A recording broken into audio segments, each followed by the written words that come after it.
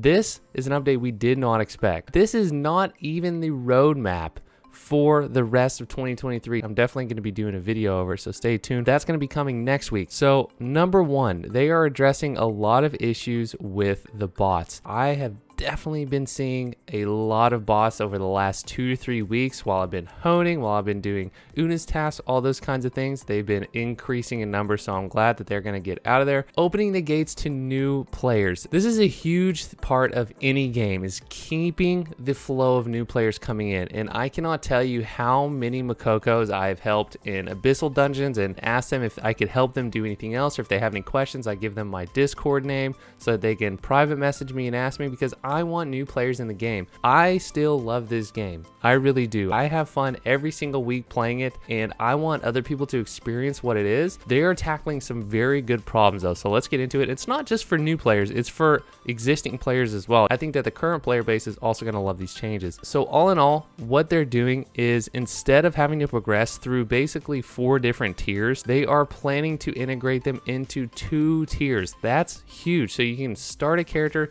and get to the actual end game, the real game, quicker. As far as the horizontal improvements, this is massive. We plan to make collecting runes, tripods, cards, and gems easier for everyone. Did you just hear me? Runes, tripods, cards, and gems.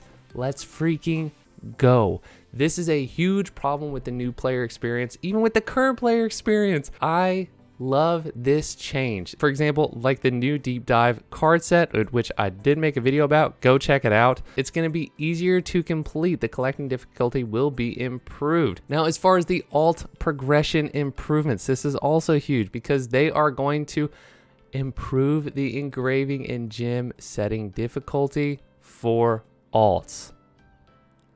This is huge. I would love to see a change just to the engraving system as a whole. And I'll keep this short, is because both styles of an engraving choice for class engraving are so much fun in my opinion. I have multiple 5x3 setups for different subclasses because I enjoy both of them at different times. For example, I have a Surge and a Remaining Energy build. I have a Mayhem and a Berserker's Technique build. I love being able to switch and play the class differently every now and then. And I really think that they should be able to do something to enable that. Maybe not change all of your engravings, but just the actual class engraving.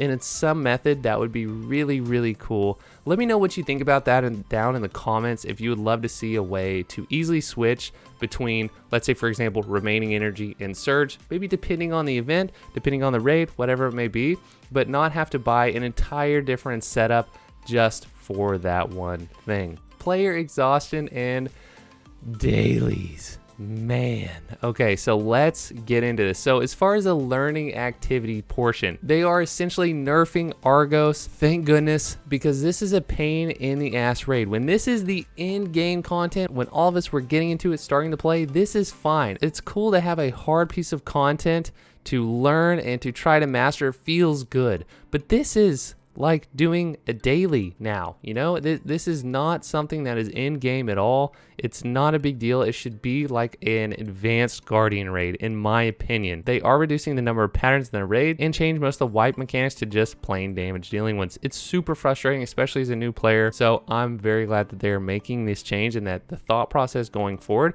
they're even going to apply this to Vaulton and Vicus. Now, moving on to the dailies. This is the second biggest part of the article. We'll get to the main one in just a second. We are aware of the sense of discontent regarding Guardian raids, Chaos Dungeons, and Una's tasks. Thank you for recognizing this. We are tired of doing 2 Chaos Dungeons, 2 Guardian raids, 3 Una's tasks.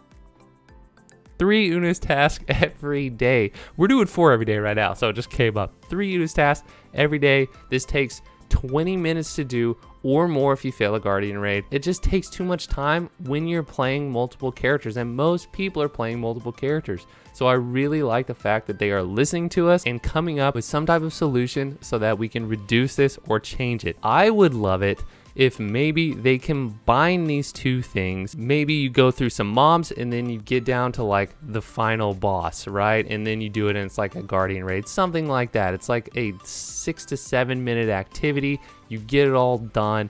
It's cool, it's finished. Or what they could do is just reduce the Chaos Dungeon to 1 and the Guardian raid to 1 each day. that would be great as well. That way you're not spending and wasting so much time. That's what I do anyways with rested bonus, because I can't mentally do that twice a day, every day on the characters that I enjoy playing. It makes me not enjoy the game, so that's why I don't do it. And they are introducing the Ebony Cube in May. So if you don't know what the Ebony Cube is, this got released in Korea, I believe a month or two ago. Basically, it combines the cube and boss rush tickets together into one event, which is what they should do for Chaos Dungeons and Guardian Raids too. This is the biggest news piece. All right, guys, are you ready? This sentence is massive. So they're talking about their content cadence, their character release, their content release, all of that. And they say the new contents and Legion raids have to be updated in order. This would make sense. So we're probably going to be getting Elgasia in the summer, or like May next month, maybe. That would be sick. And then we'll likely be getting a con in the fall or Christmas, somewhere around there in the winter. While classes don't have the same restrictions to be updated in order. Now, why would they feel the need to say this? All right, because if they were going to release Aeromancer and then Slayer later, I feel like they wouldn't even have this in their mind. They wouldn't talk about it because they've been releasing classes in order that they came out this whole time. Why do they feel the need to say classes don't have the same restrictions as far as being updated in order? My opinion, they are going to release Slayer before Aeromancer, and I'm getting hyped, man. I am hyped. I'm so excited for this to happen. I've been waiting. I've been praying. So let me know if you are also hyped for Slayer over Aeromancer, or if you're more hyped for Aeromancer as opposed to Slayer. Let me know down in the comments. I'm very curious to what y'all think. But the other thing that they could do is release them at the same time. But I really feel like they're going to release Slayer first, then Aeromancer, because I feel like the hype for Slayer is so high. And they want to keep people going, especially it's about to be the summer. A lot of people are going to be off. They're going to be playing. A lot of new players are going to be incoming. They want the big hype in the game. So I'm really thinking that they're going to release Slayer beforehand. Let me know what you guys think though.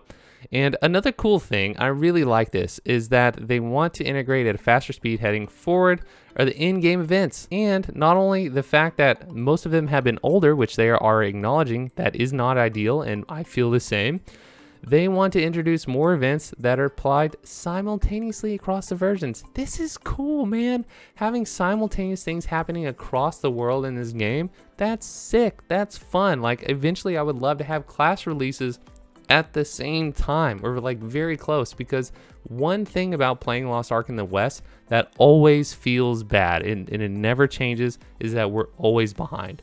We're always behind on everything. We never get new content because we already know what it is because it came out in Korea months before, right? So while the game is very, very good, which is sick, I would love to be at the cusp of all the content coming out like Korea's been. If we ever get anywhere close to that, even if we're like a month behind, that'd be cool. That way we're not having to sit here and wait for months, half of a year, all this kind of stuff for new stuff to come out. And looking forward, they're still acknowledging that they have a long way to go, and understand that one letter isn't a magic band-aid. And I approve of this message, okay? They really need to start listening to the player base, and I think that a lot of these decisions in this update reflect that. So I love that. And you know, I really enjoy Lost Ark, and the reason that I continue to enjoy it, this is one of the reasons, is because I feel like slowly they've been starting to listen to the player base and what we really want. And that's one of the worst feelings in the world, is playing a game and month after month, year after year goes by, and it feels like the team behind the game you're playing does not care about you, does not care about what the player base wants, and only cares about whatever the company wants, type of thing. So that's why these types of letters are so important, to let us know that they are listening, that they care, and that they want to make the experience overall better for the people that are actually playing the game. And the last gift that they gave us, a gratitude gift to the sum total of 50 pay-ons. Let's go! Huge update. 4 battle item chests times 100. Man, 100 battle item chests. This is freaking massive. Let's go. Let me know what your favorite part of this article was. Are you hyped for Slayer but coming before Aeromancer? Are you hyped about the changes for new players? What is it? Let me know what your favorite part of it was, and I'm going to see you in the next video.